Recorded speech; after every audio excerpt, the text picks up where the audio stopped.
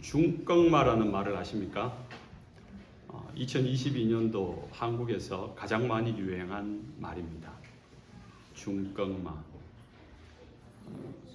2022년 월드 챔피언십에 참가한 프로게이머인 김혁규 선수의 인터뷰 내용의 제목이 이 중껑마였습니다. 중요한 것은 꺾이지 않는 마음이다 라는 줄임말입니다. 그래서 오늘 제목도 줄여봤습니다. 시이하. 뭘까요? 시작하시고 이루시는 하나님. 그냥 단순합니다. 시이하. 시작하시고 시작하신 그 일을 반드시 이루시는 하나님. 이것이 오늘 우리의 주제입니다.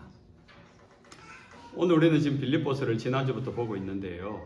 빌립보 교회는 지금 여러 가지 일들로 말미암아 힘들어하고 있는 상황입니다. 또 사도 바울에 대한 공격적인 이야기들이 나오고 있고 뜬 소문들이 지금 난무하고 있는 그런 상황입니다. 그런데 바울은 그 일을 두고 염려하기보다는 오히려 확신에 찬 격려를 가지고 빌립보 교회를 오히려 힘다른 그들을 격려하고 있습니다. 왜 그런가를 오늘 말씀을 통해서 좀 살펴보았으면 좋겠습니다. 오늘 우리가 읽었던 본문이지만 너희 안에서 착한 일을 시작하시니라는 말, 이 짧은 문장 안에 세 가지 내용이 있습니다. 첫 번째는 하나님이 시작하신 일이 있다는 겁니다. 하나님이 시작하신 일. 그 일은 착한 일이라는 겁니다. 하나님이 시작한 그 착한 일은 너희 안에서 지금 시작되고 있다. 진행되고 있다. 지금 그 이야기를 하고 있는 것입니다. 착한 일이 뭡니까? 궁극적으로 단순하게 이야기하면 착한 일은 하나님이 우리 인생 가운데 찾아오셔서 행하시는 착한 일은 구원입니다. 가장 단순하게 명제로 말한다면 우리의 구원을 우리 안에서 시작하시고 반드시 이루신다는 것입니다. 우리가 단순하게 예수님을 믿고 구원을 받았습니다. 맞습니다. 그 일을 하나님이 시작하신 일이라는 겁니다.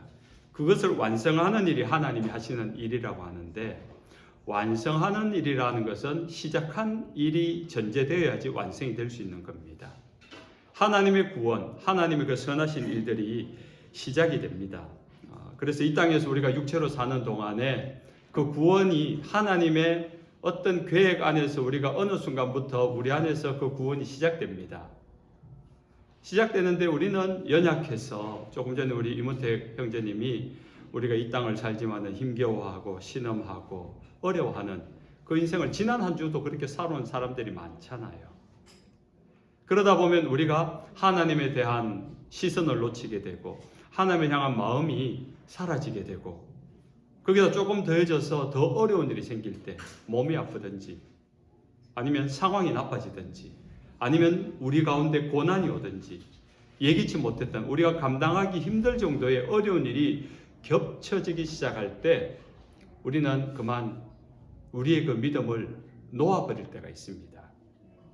정말로 그냥 약해지는 정도가 아니라 그 하나님을 놓쳐버리고 때로는 너무 그 실패감이나 좌절감 때문에 그 상처 때문에 하나님에 대해서 원망하고 하나님에 대해서 오해하고 그래서 하나님께로 멀어져 버리는 그냥 하나님 손을 놓아버리는 경우가 있다라는 것입니다. 그럼에도 불구하고 하나님은 하나님의 열심으로 우리 안에 시작하신 그 일을 반드시 이루어 가고 있다는 것입니다. 여러분이 가진 그 구원의 믿음이 흔들릴 때도 하나님은 계속해서 여러분 안에서 그 믿음, 그 구원의 여정을 계속하고 있음을 믿으시기 바랍니다. 지금은 내 안에 믿음이 사라진 것 같고 송두리째 그 믿음의 어떤 모양도 없는 것 같고 하나님을 생각하는 것조차 없는 것 같은데 놀랍게도 믿음의 뿌리가 우리 안에 박혀 있다는 거죠. 그래서 그 사람을 향하여서 하나님은 계속해서 사인을 주십니다. 우리가 잘못된 길을 갈 때 도로에서 보면은 위험한 길, 워닝 웨이 표시가 있잖아요. 그 길은 들어가면 안 되는 거잖아요. 위험한 길이라고. 낭떠러지가 있든지 공사 중이든지.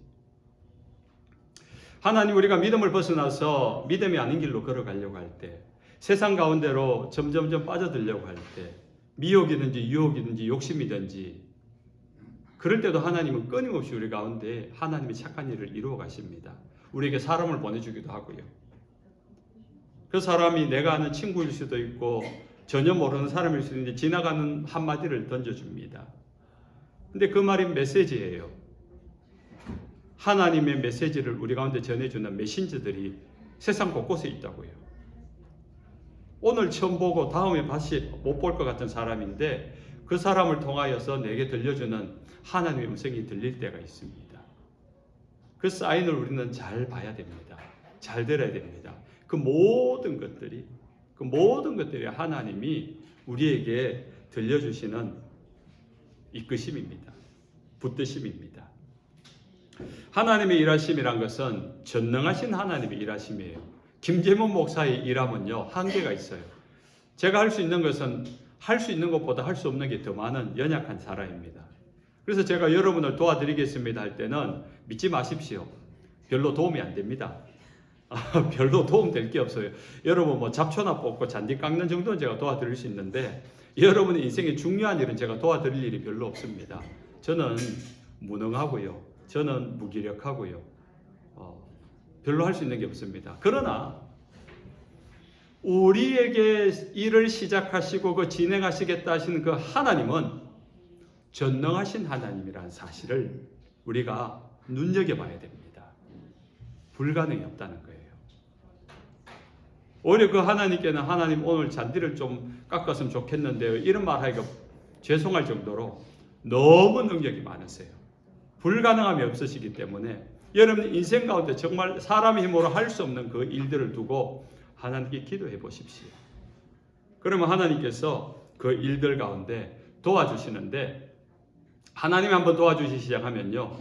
지금까지 단 한 번도 인류 역사에 있어서 지금까지 그렇게 도움을 요청했는데 주님이 도와주셨는데 실패한 적이 없어요. 아멘 합시다. 아멘. 하나님은 실패가 없어요. 아멘. 하나님이 개입하시면은 실패가 없다고요. 그리고 실수도 안 해요. 실수도 안 해요. 실수가 없는 하나님, 실패가 없는 하나님. 그리고 또 하나 특징이 있는데 그렇게 돕기를 시작하신 하나님의 열심은 멈추지도 않아요. 한 번 시작하신 것은 완성될 때까지 쉬지 않고 24시간 어제 우리 집에 아이들 친구들이 와가지고 놀고 간다길래 다 마치면은 제가 청소도 하고 정리도 하려고 버티다가 제가 제일 먼저 잠들었습니다. 못 이기겠더라고요. 잠 오는 거를.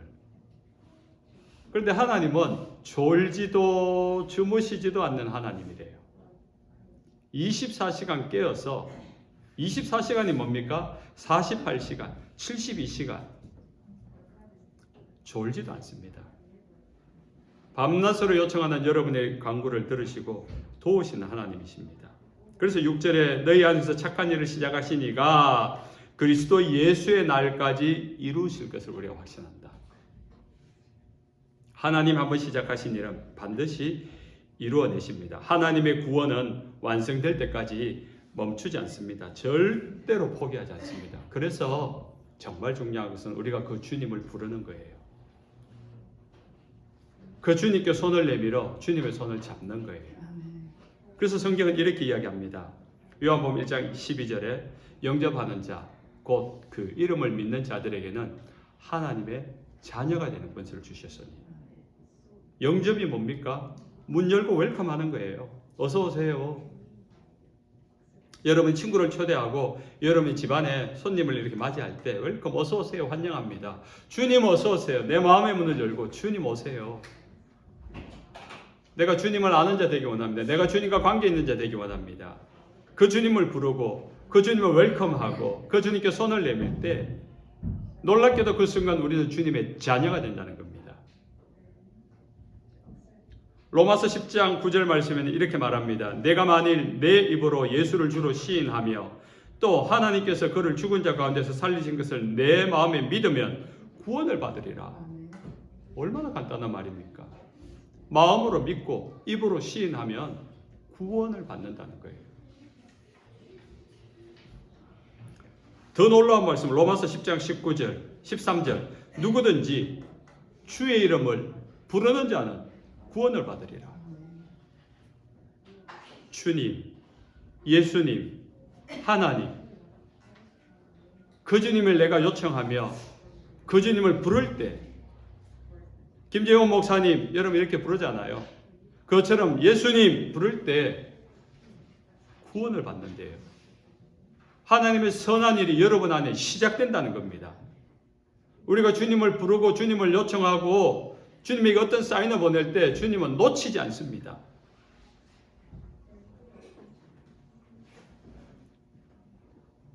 누구든지 주의 이름을 부르면, 저는 이 말씀이 너무 좋은 거예요. 저는 저를 잘 압니다. 제 자라온 환경들, 상황들, 제 못된 성격들, 제 안에 깊이 파묻혀 있는 그 죄성들을 압니다. 형편없죠.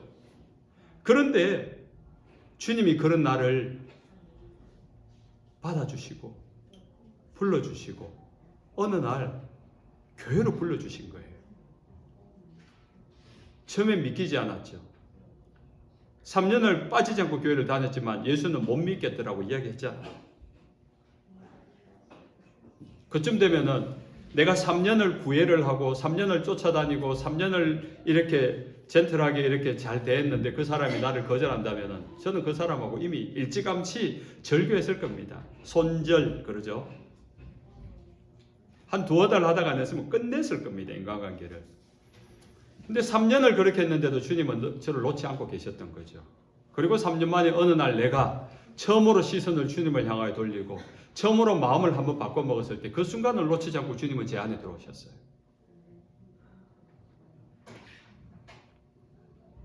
내 안에 시작하신 하나님의 착한 일을 멈추지 않고 완성하신 하나님을 경험했기 때문에, 그래서 누구든지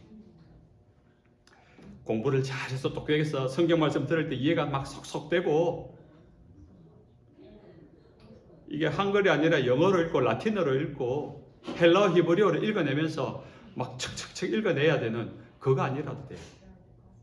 성품과 인격이 너무 좋아가지고 훌륭해가지고 주님 보시기에, 사람 보시기에 야, 이 사람은 정말 이분은 예수 믿는 분이다 라고 말할 정도로 훌륭한 인품을 가지지 않았어도, 성실하고 부지런해서 교회를 정말 성실히 열심히 다니지 않아도, 이 말을 다른 말로 하면은 여러분이 전과자라고 해도, 살인마라고 해도, 여러분이 어떤 중독자, 마약 중독자, 뭐 약물 중독자, 뭐 성 중독자, 요즘 한국이 가장 이슈가 되고 있는 동성애의 문제를 갖고 있다 손 치더라도 누구든지 들어가는 거예요. 세상에 말하기 부끄러운 은밀하고 숨겨진 죄악이 있고 과거가 있다 손 치더라도 오늘 주님을 부르는 그 순간 구원을 받을 줄로 믿으시기 바랍니다. 아무리 심각하게 중독 치료를 받아도, 재활 치료를 받아도 안 되는 그 사람이 예수 이름을 부르고 예수 그리스도를 믿기 시작할 때 그 안에 하나님이 그 사람에게 그 인생을 바꿔놓는 일이 시작됨을 믿으시기 바랍니다. 그래서 도저히 나는 내 의지로 끊을 수 없는 인생의 문제를 가지고 있다, 이게 누구에게 말하기도 힘들다, 오늘 예수 이름을 부르십시오. 오늘 이 말씀을 기억하면서 로마서 10장 13절 말씀을 기억하면서 누구든지 주의 이름을 부르면 구원을 받는다 했지 않습니까? 누구든지 대상이 없어요. 그가 어떤 전력을 가졌든지 주님을 부르기만 한다면은 그가 무슨 문제든지 어떤 문제든지 어떤 심각하든지 거기에서 구원을 받는다는 사실입니다. 이것이 전능하신 하나님의 약속이에요. 김재문 목사의 약속이 아니라 전능하신 하나님, 불가능이 없는 하나님, 여러분을 만드신 창조주 하나님이 여러분을 다시 수리해 주겠다는 겁니다. 그래서 주님만이 가능한 말씀이에요. 창조주신 주님만이 하실 수 있는 말씀입니다. 누구든지 주님 앞에 나와서 주의 이름을 부르면 구원을 받으리라. 아멘. 그래서 우리는 그 예수님을 부르기만 하면 되는 것입니다. 나를 구원하실 그분의 도움을 요청하는 거예요. 이렇게 봅시다. 주님, 따라합시다. 예수님, 나를 도와주십시오. 예수님, 지금 나를 구원해 주십시오. 그렇게 고백하시기 바랍니다. 여러분 인생에 문제가 생길 때마다 가다가 중단해서 멈추어서서 주님 지금 이 문제에서 나를 구원해 주십시오. 나를 건져 주십시오. 예수님 나를 도와주십시오. 얼마나 좋아요. 빌립보 교회 성도들이 힘들어하고 있지만은 사도 바울은 전혀 염려하고 있지 않습니다. 오히려 빌립보 성도들을 격려하며 응원하고 있습니다. 조금의 의심도 없이 잘해낼 것이다 라고 확신하고 있습니다. 우리는 확신하노라 그렇게 말하고 있잖아요. 바울이 어떻게 이렇게 확신할 수 있는가? 바울 확신의 근거는 그 교회에 아주 자기 후임으로 온 지도자, 담임 목사가 훌륭하기 때문에, 아니면 자기가 훈련을 시켜서 잘 세우는 사람이 장로가 인품이 훌륭하기 때문에 그 사람들이 잘할 것이다. 여기에 근거를 두지 않고 있어요. 하나님께 두고 있습니다. 하나님의 신실하심에 사도 바울은 근거를 두고 있습니다. 그래서 데살로니가전서 5장 24절에 너희를 부르시는 이는 미쁘시니 그가 또한 이루시리라. 우리가 불렀던 그 주님, 사실은 그 주님이 우리를 먼저 불렀기 때문에 우리가 주님을 부를 수 있다는 거예요. 이게 역설인데 저는 분명히 제 발로 교회를 갔어요. 16살 때. 하나님을 믿으려고 간 게 아니라 교회가 호기심이 있고 남학생, 여학생 내 친구들이 막 어울려 노는 게 너무 부러워가지고 사춘기 호기심으로 교회를 찾아간 거예요. 내 발로 분명히 갔다고요. 갔는데 나중에 예수님을 믿고 그 은혜를 알고 보니까 세월이 지나와서 보니까 주님이 나를 먼저 부르신 것이었구나. 그 부르심이 없이는 내가 갈 수 없다는 것을 알았던 거예요. 우리 교환학생들 잘 들으세요. 우리 교환학생들 가운데 한국에서도 교회 안 다녔는데 여기서도 처음 왔다 하는 우리 자연이 이렇게 신기하잖아요. 이런 학생들이. 근데 저는 안 신기하고요. 익숙한 모습이에요. 왜? 누가 가자고 온 것도 아니고 갈 마음이 있으니까 따라온 건데 나이 20살 넘어가지고 여러분 누가 막 이렇게 내가 밥 한번 살게 따라가자 이렇게 온 거 아니잖아요. 꼬시킨 거 아니잖아요. 그래서 호기심도 있고 다른 목적도 있고 가면 김치 먹을 수 있더라 이러면서 올 수도 있잖아요. 그런데요, 시간이 지나고 나중에 여러분이 하나님을 알게 되는 순간 오늘 이 일이 기억될 겁니다.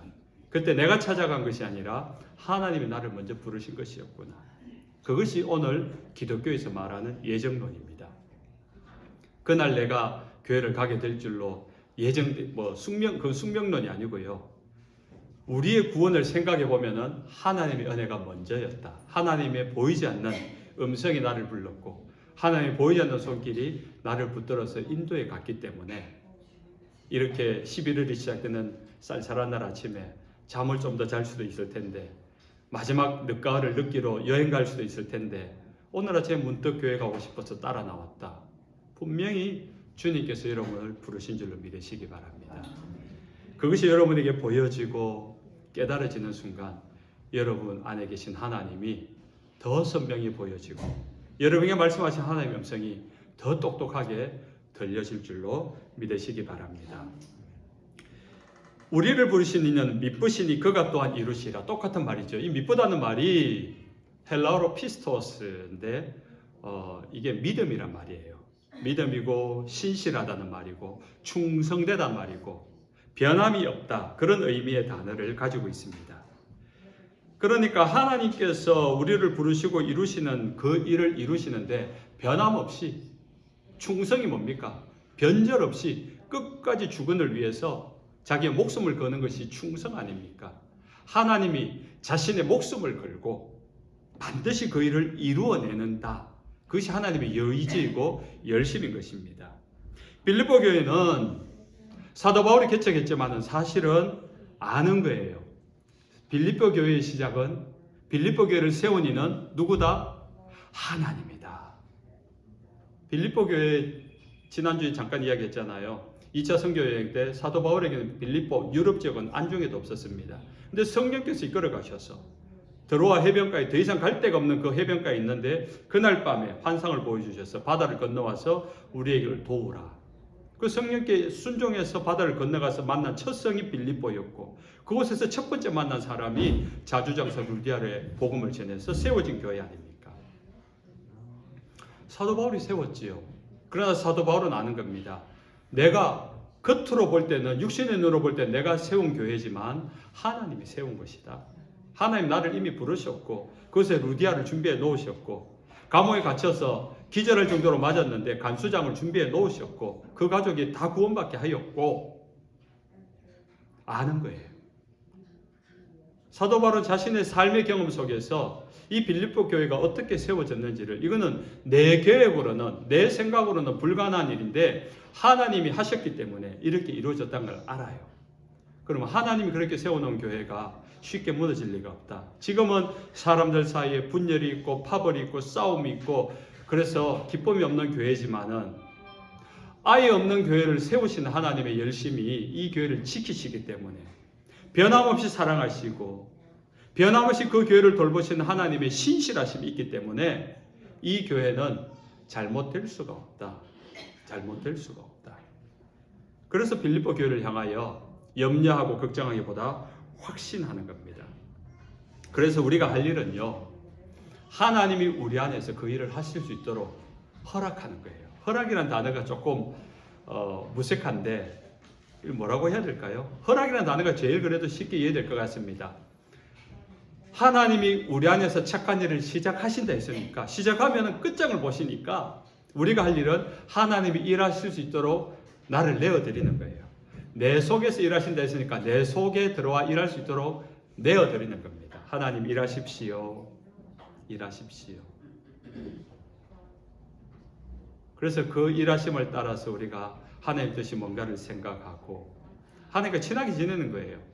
하나님과 친하게 지내고 하나님과 친밀하게 지내면요. 하나님께 말을 한마디도 더 걸게 됩니다. 하나님께 더 묻게 됩니다. 하나님께 더 기도하게 됩니다. 하나님의 말씀 응답을 듣기 위해서 기록되어진 응답을 찾아냅니다.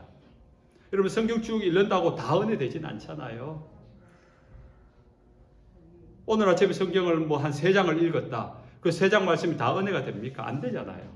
근데 3장 읽는 중에 어느 한 절이 어느 한 부분이 우리에게 임팩트 있게 다가올 때가 있잖아요.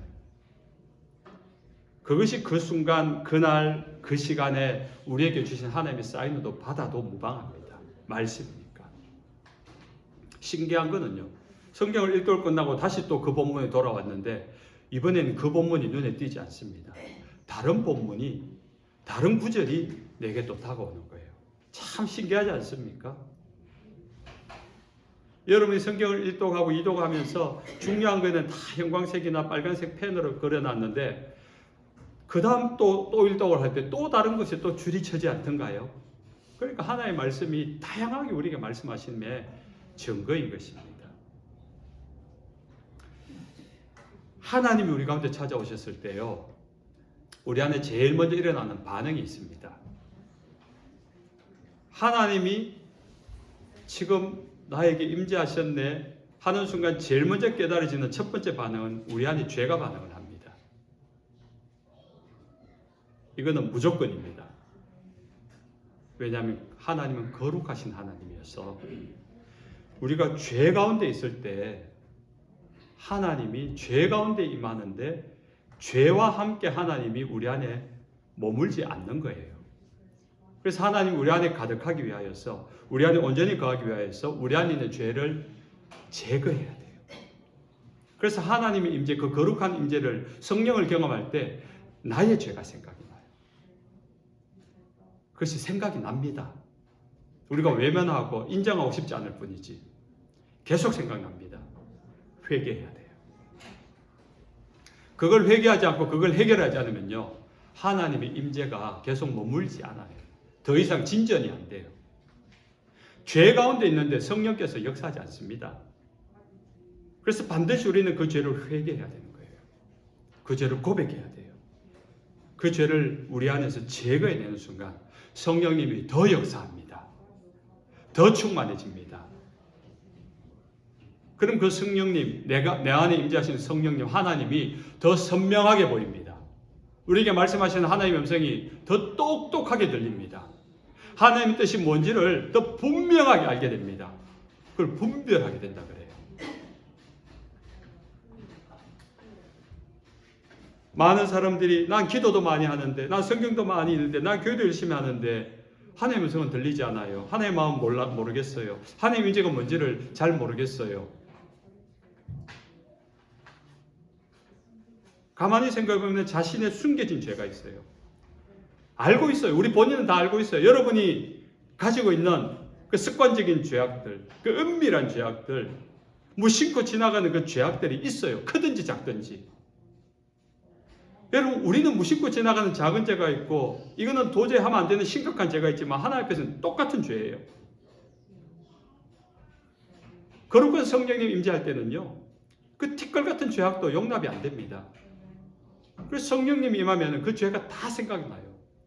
다 고백해야 돼요. 다 회개해야 돼요. 다 제거해야 돼요. 그 다음에 임재하신 성령님이 온전하게 느껴집니다. 보여지기도 하고요. 들려지기도 하고요. 느껴지기도 하고요.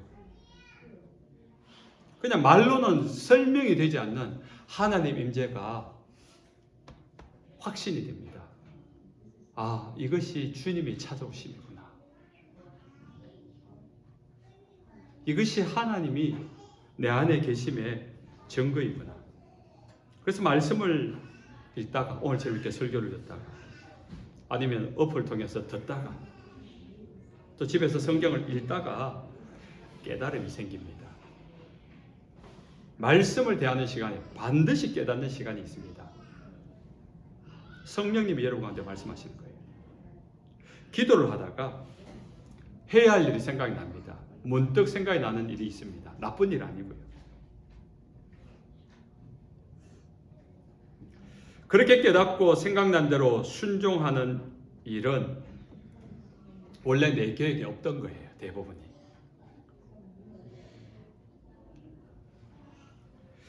그런데 내 계획에 없던 일, 이렇게 하는 것은 내 스타일이 아니야. 내 방식이 아니야. 그런데 말씀을 읽다가 생각난 그 일을 따라 내가 따라서 순종하는 거예요. 기도하다가 생각나는 그 생각대로 내가 순종하는 거예요. 하나님의 뜻이라 생각하면서 처음엔 이것이 하나님 뜻인지 아닌지 잘 모르죠. 분별 안 되죠. 그때는 우리의 양심을 따라하면 됩니다. 그게 나쁜 일만 아니라면은, 아, 하나님이 지금 기도 시간에, 말씀 보는 시간에 내게 새로운 생각이 들었다는 것은 그게 나쁜 일, 누군가를 해치는 일, 그런 것이 아니라면 성령께 주시는 마음이라 생각해서 좀 뜬금없죠. 그럼 그 일을 하려면은 내 시간을 써야 되고, 어쩌면 재정이 들기도 하고, 또 내가 하지 않던 행동을 해야 되는 어색함과 불편함도 있습니다. 그러나 그 모든 순간에 그것을 하나님께서 내가 말씀을 보다가 기도하다가 든 생각이라면은 하나님이 하셨다라고 생각하며 순종해 보는 겁니다. 그럼 그것이 하나님 뜻인지 아닌지는 사실은 몰라요. 근데 진행해 보면 알게 돼요. 진행하지 않으면 절대 모른 채 끝납니다. 근데 진행해 보면은, 지나고 보면은 이게 하나님 뜻이었구나. 이것이 완성이 되는 그림이 있어요. 아, 이렇게 해서 하나님 이렇게 하라고 했구나. 그때 이해되는 하나님 일이 있다고요. 물론 지났는데 완성이 안 되는 그림, 그건 하나님 뜻이 아니었을 수도 있어요. 제가 지금 무슨 이야기 하는가 하면은, 우리가 하나님의 음성을 듣고 하나님의 뜻을 아는 훈련을 이야기하고 있는 겁니다. 그렇게 시도하고 그렇게 반복을 해나갈 때 우리는 점점점 거기에 익숙해지면서 말씀을 보다가 기도를 하다가 하나님의 뜻을 점점점 더 분별해지는 분별 능력이 생기게 되는 겁니다. 그렇게 되면 모든 매사에 보여지는 것들이 하나님께서 말씀하시는, 보여주시는 사인으로 우리는 눈여겨보게 돼요. 그럼 이 사람은 변화가 생기죠. 그 사람의 삶의 모든 영역 속에서 하나님을 주목하고 보고 있어요. 사물을 보면서, 기차를 타고 가고 버스를 타고 가고 운전을 하면서 사람들을 만나면서 그 속에서 하나님의 뜻이 뭔가를 두리번거리며 찾고 있게 되는 자신을 발견하게 될 겁니다.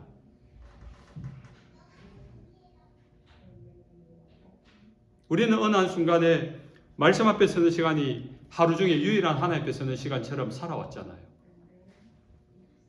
작정을 하고 기도를 해야지 그 시간 하나님을 부르고 하나님 앞에 주목하는 시간처럼 살았는데, 그 말씀 이후에, 그 기도 이후에 드는 마음들을 따라서, 성령을 따라서 살아갈 때 우리는 우리의 하루 24시간이 많은 시간들이 주님을 향하여 할애되어지고 주님과 동의하는 삶을 살아가게 된다는 겁니다.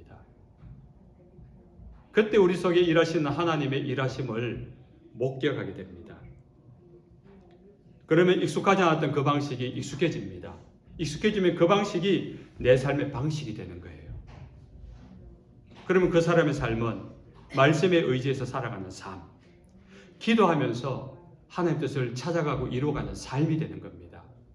우리가 그러면 생각하던 보통 경건한 사람, 구약으로 치면 선지자 같은 그런 믿음의 사람들, 어떻게 저렇게 하나님의 음성을 듣지? 어떻게 저렇게 하나님의 마음을 알지? 어떻게 저렇게 하나님의 일을 이루어가지?